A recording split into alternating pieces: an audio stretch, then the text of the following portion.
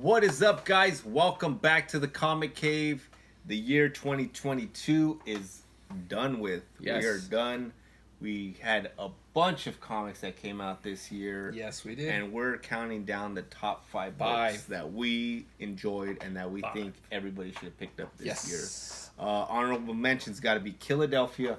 Every year, Philadelphia will be on our list as an honorable mention because it is just so good. Nita Hawes, Nightmare Blog. Nita Hawes, Nightmare anything Blog. Rodney's doing, anything The Jason Mandalorian. Samurai Doggy. Samurai Doggy. Shaolin Cowboy. Oh my god. Shaolin Cowboy. Dude, Jeff Darrow is incredible. Yes. There's just so many good books we could be naming off. And we're Above just, Snakes. Above Snakes. The Silver Coin. Silver Coin. The Ice Cream Man. Yes. R.L. Stein's. His new. Dude, any of these could be all these potential top fives are always going to be up there with us. But yes, they are. We're only picking the five books that you should have read this year. If not, go out there and find them. And number 5 was actually a late entry. Yeah. And we were surprised, but it was so good that it deserves to be mentioned as one of the top 5 books. Boom killed it this year. Yes, they did. Fantastic. Woo! Boom Studios, baby. A Vicious Circle. Mattson Tomlin, Lee Bermejo. This art is so beautiful. If you don't know what's going on in this book, you open it up, you think you're in a period piece that is like it's 60s. It's the 60s. And you're seeing like a wholesome home where a father and son are like having breakfast only for you to go downstairs and see that there's some creeper and chained up. Sorry, I think we're going to go spoilers all throughout this. But yeah, we talked about this book our last video when it dropped, and we just had to talk about it because it was just so good and so fantastic on the art, the story, the change of the colors, the lettering, everything. The circles that were just throughout this damn book. It's just fantastic storytelling at its finest. Circles. There's a lot in this that you can only do in comics as well. Which is cool. Son's in the hospital fighting for his life, and he's just like, his wife's all, go get him, and you're just like, a heart pulse is beating, and then all of a sudden you just see this guy get pulled into the future. And you've got like the art changes in color, and it goes down this rabbit hole of just, what the hell am I watching, or what am I reading? And you're enthralled in this world that's what you mentioned was like a Blade Runner type world. It's going back, he's got the little VR headset, he's seen his family, and then he has to destroy the robot that just chipped him, and he's got the police, he's thinking about the dude, he's chasing him, and we just go on this roller coaster. I don't want to give it all away, but if you're not picking this book up, it just came out, so you should not have a problem finding it. A Vicious Circle, number 1 from Boom Studios, number 5 on our list. That's right. And that's a great book there. Now, keeping up with the Independence. Yes. There's another one that was really fun. Caught us completely off guard. We called it, and then all of a sudden it was on everybody's list of books to pick up because it was a lot of fun, and we know good storytelling. It was an amazing concept. We got 8 Billion Genies. Fantastic. Yes. Fantastic read.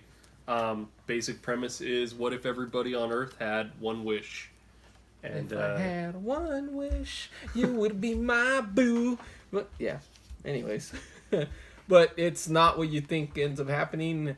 I think Charles it hits... Soule, Ryan Browning. I've always argued the idea when people say everybody in the world wants the same thing. It's like, we really don't. And this book does a really good job of exploring that concept. That not everybody wants the same thing in this world. There are some psychos out there, and there are some people who want some good stuff, but and it's an exploration of, like, you know, a person. It's a human. There's so many different characters, and they all want so many different things, and it's crazy too, because we not only see what the people want, but the genies almost kind of, they have a little bit of like consciousness to themselves, and they're kind of like, that wish is no good, like it doesn't amuse me. Because it's like a hive mind type deal too. Yeah, they have yeah. rules to the whole thing, which is pretty Human interesting. population 8 billion, genie population 8 billion. And as soon as they make the wish, and then first 8 minutes.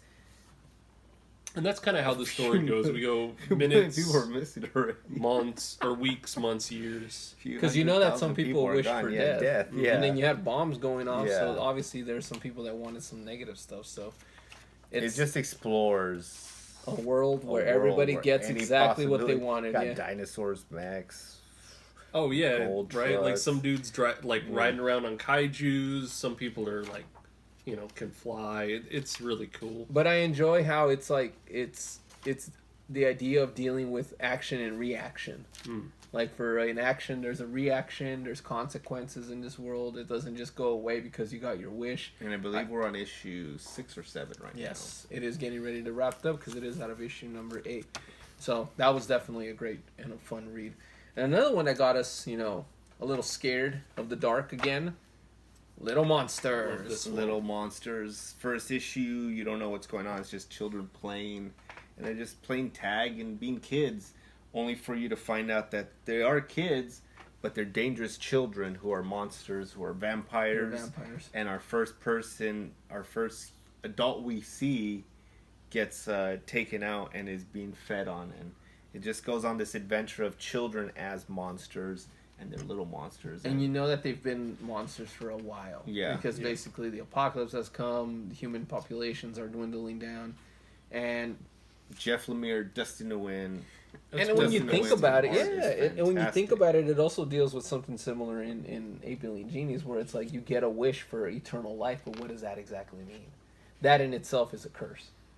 And so it's interesting, like how do you live your life as a child for so long, when you really have to grow up, which plays in I guess on the idea of like Anne Rice's not Dracula, but Interview with the Vampire. Interview with the Vampire. There you go. So this was a really fun read. This has always been a fun read. Jeff Lemire and Dustin Nguyen are an incredible team. Those guys have Descender, Ascender. What else have they done? They've done a couple of those projects, and I think this was Dustin Nguyen's first go at it with no color. It was in black and white, Right. and I think he was kind of a little unsure of, but it works perfectly. It It's came perfect. out great. Yes, it's great for the story. The only and- color we get is the red for the blood. Yes, we get exactly. blood. But this is definitely something that should be on everybody's pickup list. Little Monsters is a great book, great story, great artwork, and it's just I'm excited to see. Another honorable mention I want to mention is Primordial. Oh, Primordial, yeah. yes. Primordial is great. That 3-issue, Monkey in Space, Russia. Leica, it's got the dogs, it's got the monkey, and there's. It's kind of a moving story, like very deep, very sad, and like gorgeous. Every page on there is. And it's a short, quick story, 3 Yeah. issues, in and out, and it sets place in the 60s and ends in the thousands. Yep. Yeah. But it's a fantastic read. And speaking of quick stories, what do you think of somebody who takes a 30, 40-year history and condenses it into just a couple issues? Well, I gotta say that sounds pretty cool to me, That sounds man. pretty Yeah, talented. I think That's it got to does. be somebody who's really talented and knows exactly what they're doing, right? Right. Yeah. I would That's think exactly so. that. What we got in Number 2, Jim Rugg's Hulk Grand Design. This Oh, book, when my it God. first dropped, we loved this book from the get-go. Issue 1 of Hulk all the way to issue 300 in just one book. Yep. This is like an encyclopedia of Hulk. If you've never read a Hulk book, pick up Hulk Grand Design, issues 1 and 3, and you'll be caught up. And yeah, exactly on the whole history. But everything about this book was great. It was well thought out. 1962 to 1984. All My in favorite this part book. though is the paper, dog. Yeah. Oh yeah. The paper that this thing got printed on, Jim Rugg was asking for this specifically. Look at this, man. This is a man who is talented. This is a man on a mission. This is a man who wants to tell you an amazing story that's taken place over 30, 40 years in just one issue. And it's 2 parts. Part 1 is Monster. Monster. Part 2 is Madness. Yeah. Was So- in part 3? Is No, it part 3 or? There's no part 3. It's only 2 What am I parts. thinking? There's And three. that's all. He packs it in, man. Yeah, Okay. he does, and everything. It's so man. great. Like the Everything. choice of paper is really good. I like that he doesn't just do white. It feels like the old books. Yes. He captures so many iconic images, and just like it feels almost like a look back, even though it's Hulk specific. It feels like a look back on Marvel through the ages. Mm-hmm. We see iconic moments, and I mean, how great is that, dude? Ballpoint pen Oh looks my so God. good. Everything about these books was incredible. What were you saying about things that get hyped up?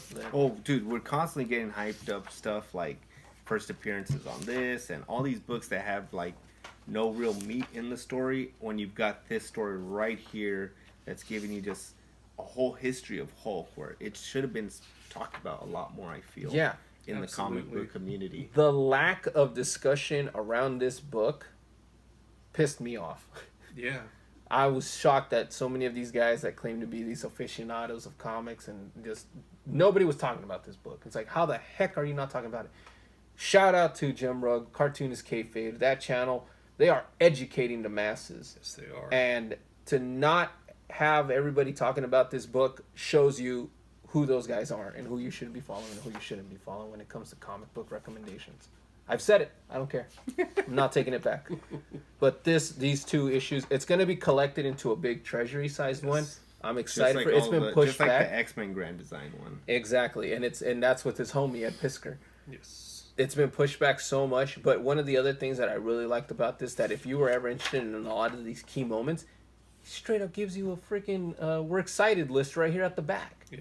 Dude, that's a comic fan. That's a guy who wants you to read comics. That's definitely a guy who wants you to read comics. So this book needs to be in your pull list. I mean, it needs to get picked up Pick it up. immediately. I'm Just pick pretty it up. sure you And- will not have a hard time finding this book. No, and the thing is, like, working in the shop, just real quick, working in the shop, we have people come in and they say, where do I start with Moon Knight? Where do I start with Spider-Man? And it's like, well, listen, bro, there's been 16 volumes of Yes. Spider-Man. There's no number 1 for you to start on.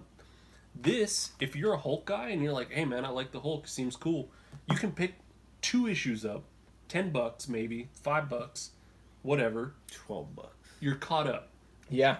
You're caught up. Less than a graphic novel. There's price. no digging. There's no like, well, I don't know which volume is this run good. Well, I don't like this artist, but I like this writer. There's none of that. There's no like going on the forums and asking, where to look. It's all just that's right here.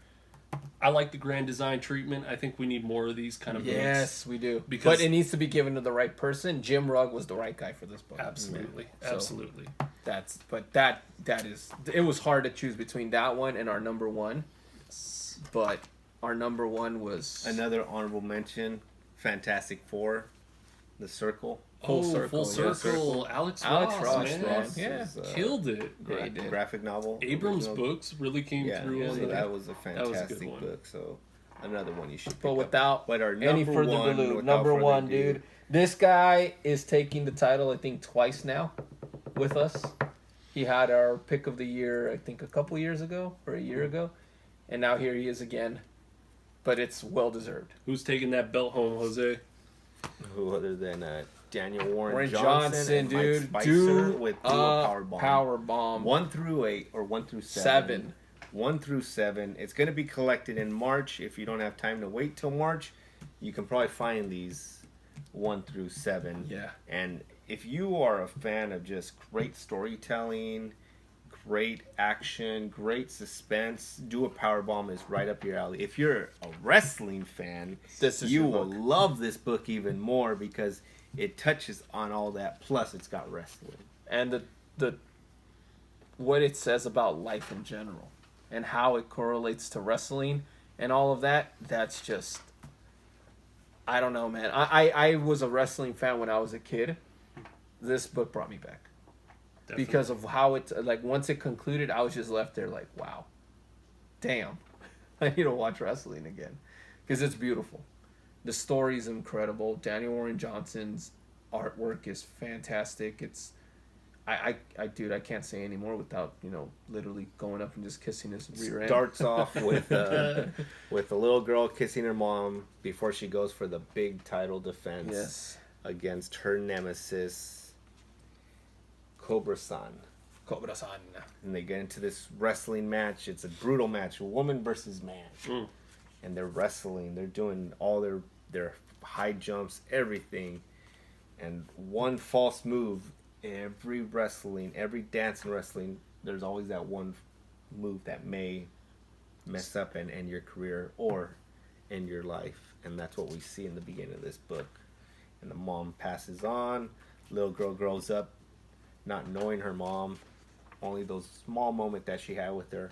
And 10 years later, now she's a wrestler, following her mom's footsteps, only to get invited to a chance to bringing her mom back. Yeah. Yeah, we see this, I don't know, I guess Street Fighter-esque sort of like, there's this demon guy who promises, hey, if you can win Join my tournament and you can, you might. It's the coup d'etat, man. It's blood sport, man. Yeah. That's what's amazing. I love it had so many 80s tropes built into it that it was just a callback, like how, like this should not be made into a movie because it's doing in comics what we love.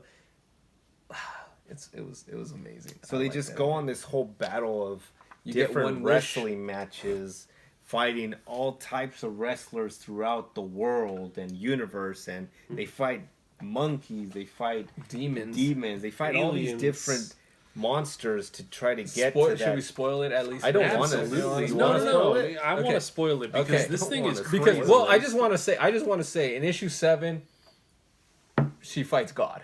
Issue 6, come on. No, issue 6 ends with her going to the ultimate championship. Turns out God's a wrestling fan. God is the ultimate champion. Oh my god, it's amazing. But yeah, and the so book hits so hard. Yes. At the end, from beginning to end, everything comes full circle, and you get that nice happy ending, which is what a comic book should be about. It should end with hope. Always end with hope. And if you can get a tear moment in there, you definitely get one at the very end when you see oh it. My god, don't you guys have to pick up this book. Do a power bomb. So you guys have it. Comic Cave, yeah, Cave's 2022 Daniel pick of the Johnson year. doesn't miss, man. He does not miss. Mike Spicer on the art, on the colors, fantastic. Do yourselves a favor, pick up Do a Powerbomb. We are out for 2022. What will be in 2023? We shall see. We already got. Until then, we're out. Happy New Year.